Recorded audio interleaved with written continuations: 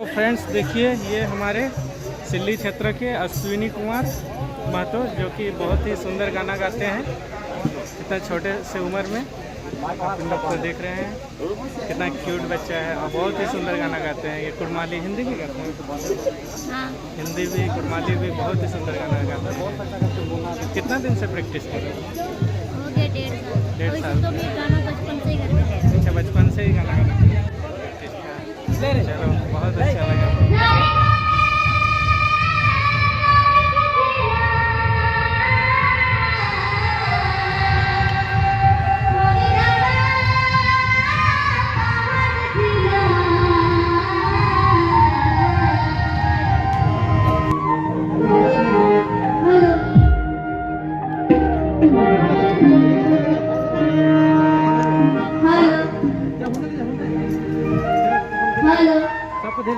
So friends, आइए आप लोगों को दिखाते हैं सिल्ली की छात्रा हेमली कुमारी, जो कि बहुत ही सुंदर ढोलक बजाती है। सो फ्रेंड्स देखिए।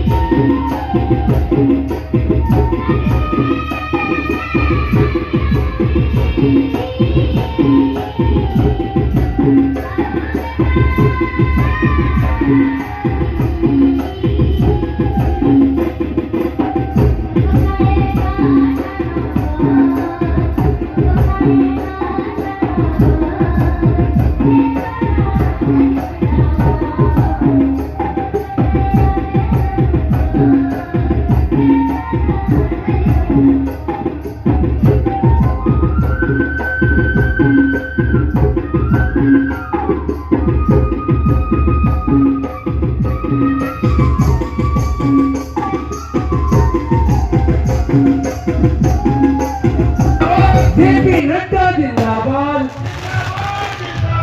बाबूलाल मरांडी जिंदाबाद, जिंदाबाद, बाबूलाल मरांडी जिंदाबाद, संजय सेठ जिंदाबाद, जिंदाबाद, हमारा नेता कैसा हो, हमारा नेता कैसा हो, बाबूलाल मरांडी जिंदाबाद, संजय सेठ जिंदाबाद,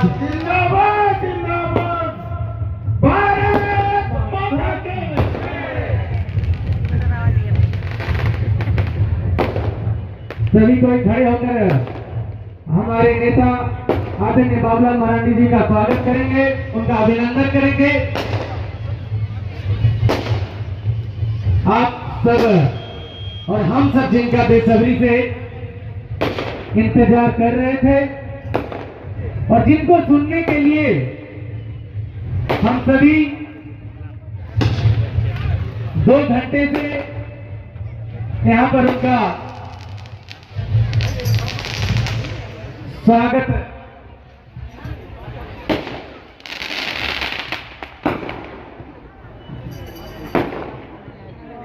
हमारे बीच में राज्य के प्रथम मुख्यमंत्री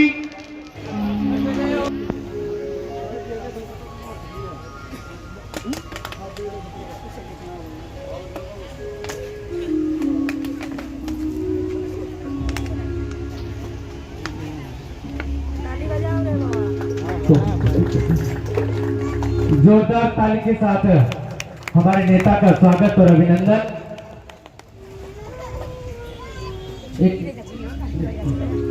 अब हमारे बीच हमारे रांची लोकसभा के लोकप्रिय सांसद पारंपरिक टोपी पहनाकर माननीय बाबूलाल मरांडी जी को स्वागत और अभिनंदन हमारे जिला अध्यक्ष जी के द्वारा।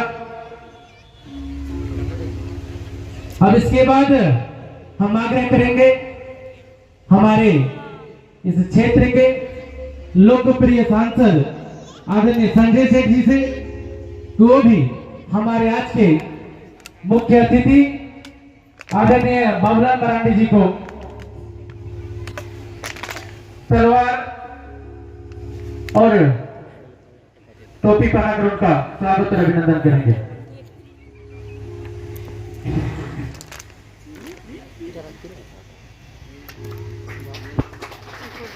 जोरदार ताली।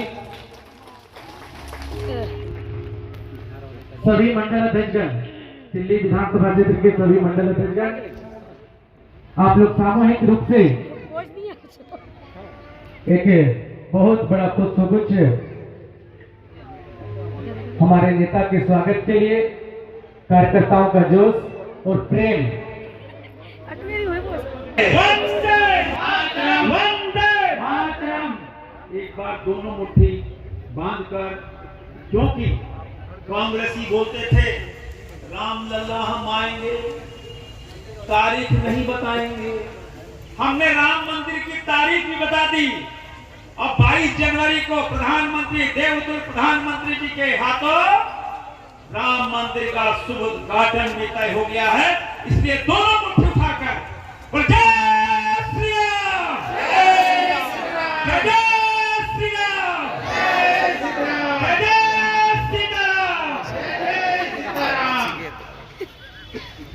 मैं ज्यादा समय नहीं लूंगा, आधे मिनट में, क्योंकि हम सब आदरणीय पूर्व मुख्यमंत्री, हम सब के नेता माननीय प्रदेश अध्यक्ष जी को हम सब सुनने आए हैं। एक बात के साथ ये संकल्प इसलिए कि तख्त बदल दो, ताज बदल दो, बेईमानों का राज बदल दो। मैं कहूंगा, आप उसको दोहराइएगा। तख्त बदल दो, ताज बदल दो, बेईमानों का राज बदल दो। अरे तख्त बदल दो, ताज बदल दो, इधर से आवाज नहीं आई। तख्त बदल दो, ताज बदल दो, इधर से ही तख्त बदल दो, ताज बदल दो, तख्त बदल दो, ताज बदल दो। मेरा सादर आग्रह हम सब के नेता और इस झारखंड को और इस भ्रष्टाचार से मुक्ति, इस बालू चोरी से मुक्ति, इस गिट्टी चोरी से मुक्ति, इस खरीदों की लूट से मुक्ति, ब्लॉक में सीओ बीडीओ के भ्रष्टाचार से मुक्ति, थाने में कमीशन से मुक्ति, झारखंड को अन्य प्रदेशों के मुकाबले आगे ले जाने के लिए बाबूलाल मरांडी हम सबके बीच में तैयार है। और हम चाहते हैं कि झारखंड का एक लाल बाबूलाल, अरे झारखंड का एक लाल, जोर से, झारखंड का एक ही लाल, अरे झारखंड का एक ही लाल। मेरा सादर आग्रह हम सबके नेता पूर्व मुख्यमंत्री और प्रदेश अध्यक्ष आदरणीय बाबूलाल मरांडी जी आए और हम सबको संबोधित कर रहे। माननीय बाबूलाल मरांडी, आप सब जोरदार ताली बजाकर इनका स्वागत करें। जिंदाबाद, जिंदाबाद, जिंदाबाद, जिंदाबाद।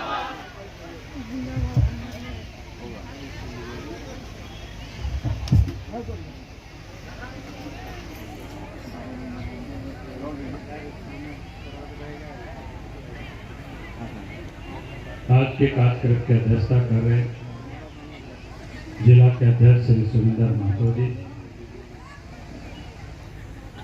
और मंच पर उपस्थित आपके क्षेत्र से लोकप्रिय सांसद श्री संजय सेठ जी और मंच पर उपस्थित भारतीय जनता पार्टी के पूर्व जिला के अध्यक्ष श्री मनोज भाजपेयी जी और श्री पूर्व जिलाध्यक्ष जैलेंद्र महतो जी, राजाराम महतो जी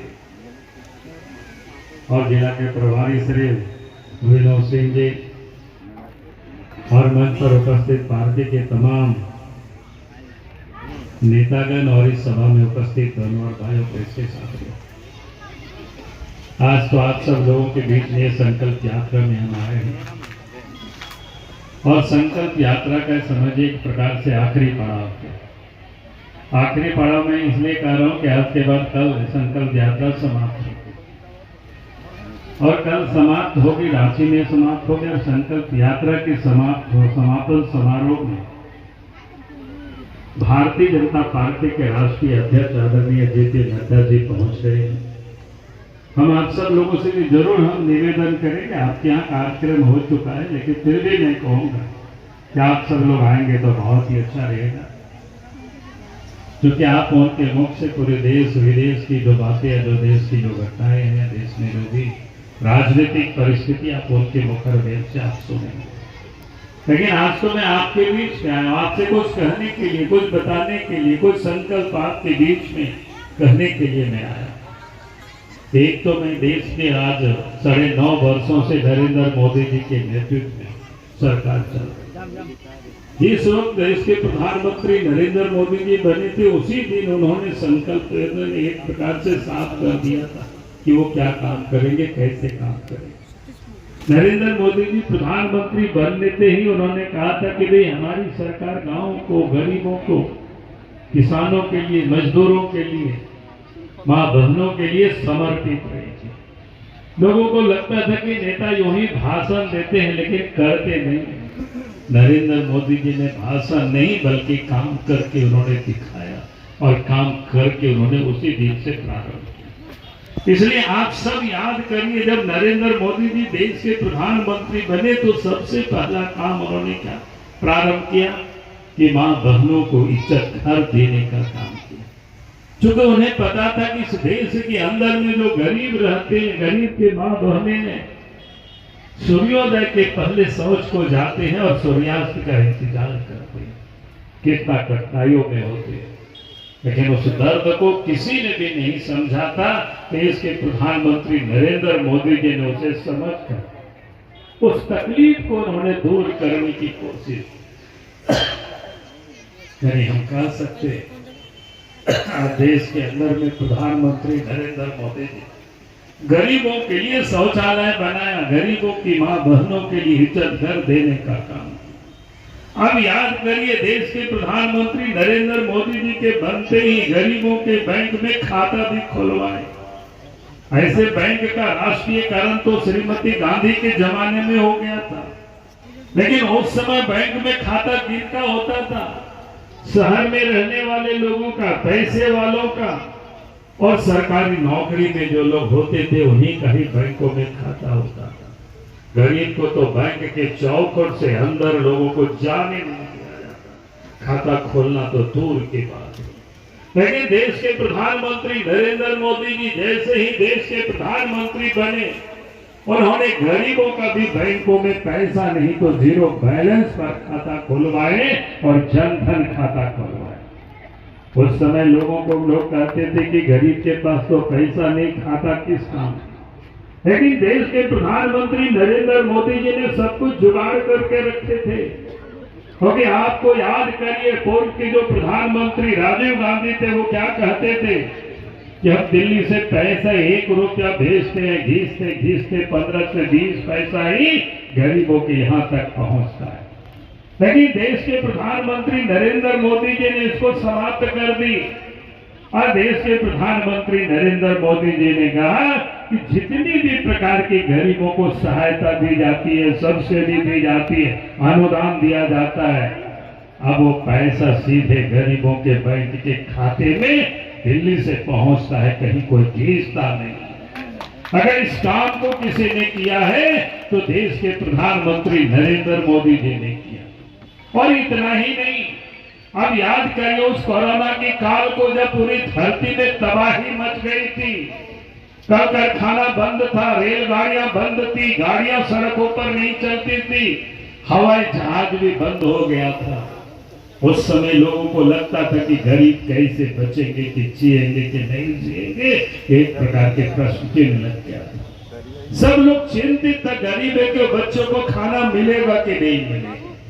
लेकिन देश के प्रधानमंत्री नरेंद्र मोदी जी ने सबसे पहला काम किया, गरीबों के जनधन खाते में सीधे दिल्ली से पैसा भेज दिया ताकि गरीब कोई भूखे नहीं मरे। और उसके साथ साथ देश के प्रधानमंत्री नरेंद्र मोदी जी ने देश के 80 करोड़ की आबादी को प्रत्येक महीना प्रत्येक व्यक्ति मुफ्त में 5 किलो अनाज भी भेजने का काम किया। लेकिन आज दुख होता है झारखंड के मुख्यमंत्री हेमंत सोरेन जी कि गरीबों के अनाज को भी गरीबों के घरों तक नहीं पहुंचा पा रहे। उस अनाज को भी बाजारों में बेच देते हैं, पैसा को अपने तिजोरी में भर लेते हैं।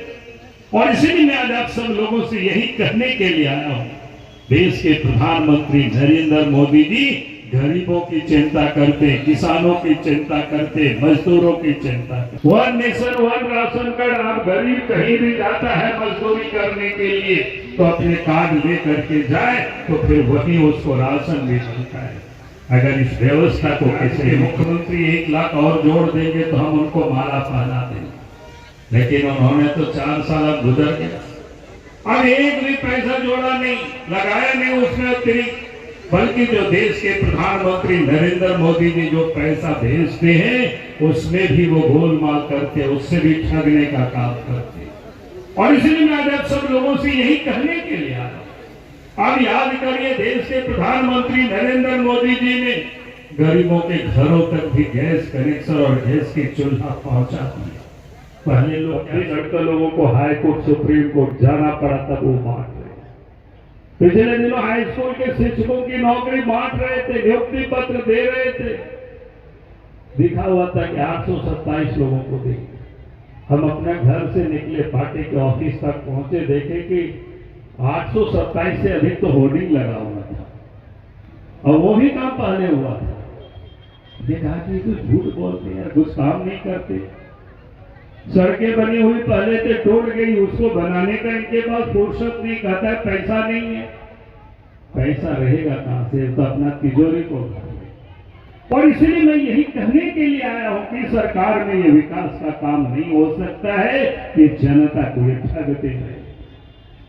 इसलिए भाई और बहनों में आप सबसे यही कहने के लिए आया हूं, सरकार का काम होता है कानून व्यवस्था को ठीक रखना। चोरी, डकैती, हत्या, अपहरण, बलात्कार की घटनाएं झारखंड में बेहताश बढ़ी है। बहुत बेटियां भी आज सुरक्षित नहीं है। प्रत्येक दिन 5 लोगों के साथ दुष्कर्म भी होता है, 5 लोगों की हत्याएं भी होती है। ये सरकारी आंकड़ा बता रहा है।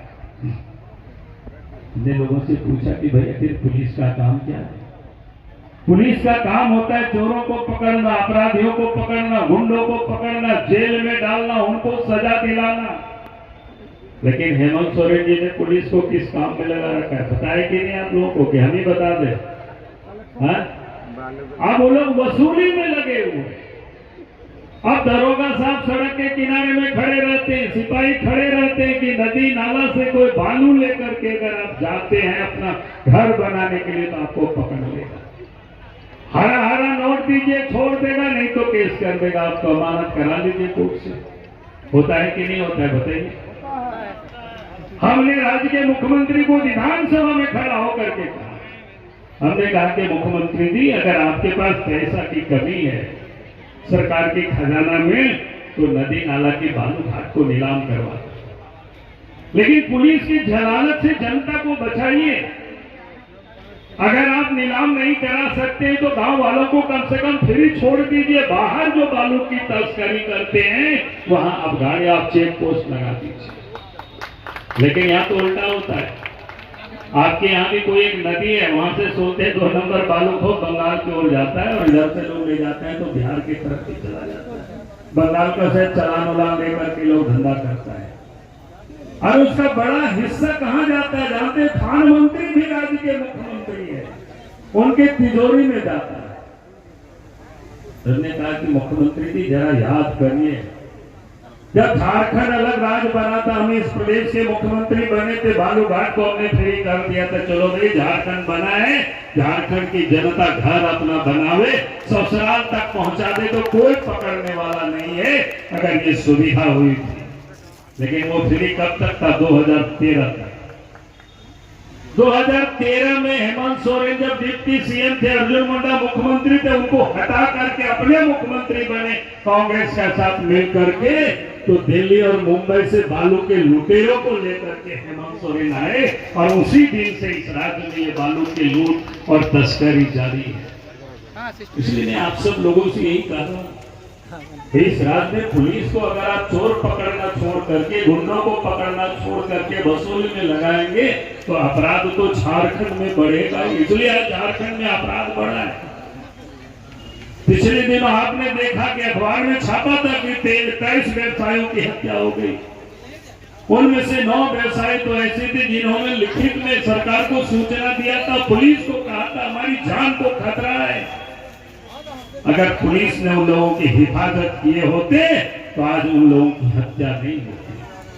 हमने हेमंत सोरेन जी को कहा कि हेमंत सोरेन जी, बालू के लुटेरों को, अगर आप जमीन के दलालों को, कोयला और पत्थर के लुटेरों को आप AK-47 राइफल से आप सुरक्षा को लिए कांस्टेबल को लगाते हो, जो झारखंड को लूटता है या जो झारखंड के विकास में जो योगदान करता है, वो अगर आपसे सुरक्षा की गुहार लगाते हैं तो आप उसकी नहीं करते हो, फिर कौन जिम्मेदार है? उन लोगों की हत्या हुई, उसकी जांच होनी चाहिए। जो भी दोषी अफसर होंगे उनके ऊपर कार्रवाई हो। अगर आज आप कार्रवाई नहीं करेंगे तो जिस दिन भी इस प्रदेश में बीजेपी के नेतृत्व में सरकार बनेगी तो जांच करके जो भी पुलिस अफसर दोषी होंगे उनके ऊपर कार्रवाई की जाएगी। हम यही कहने के लिए मैं आज आपसे चाहता हूं, किसी भी सरकारी दफ्तरों में जाए, छोटा से छोटा काम बिना पैसा से काम नहीं होता है।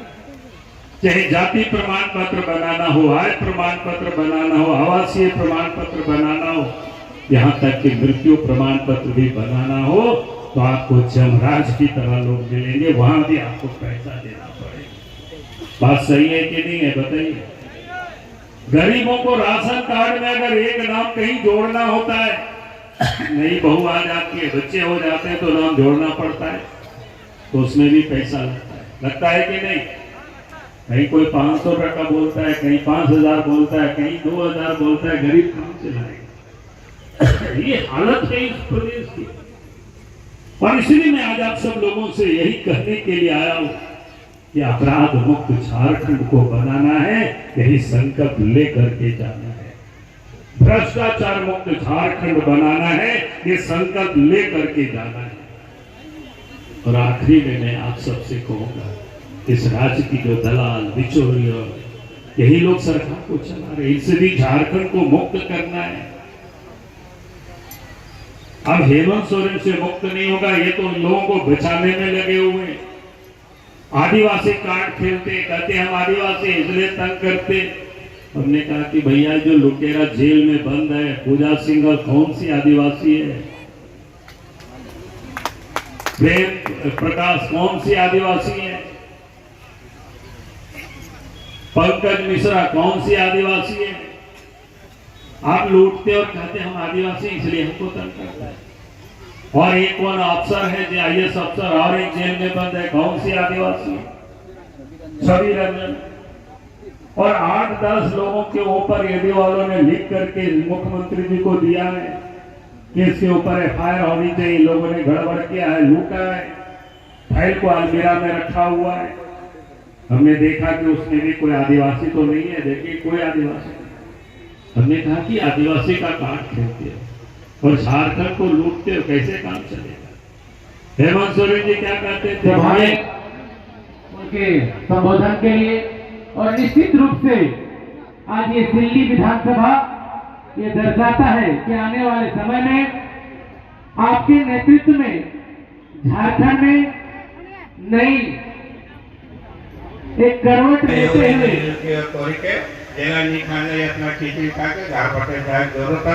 धन्यवाद भाषण नहीं सुनत ज्ञान लगल और सबके जोहार नमस्कार।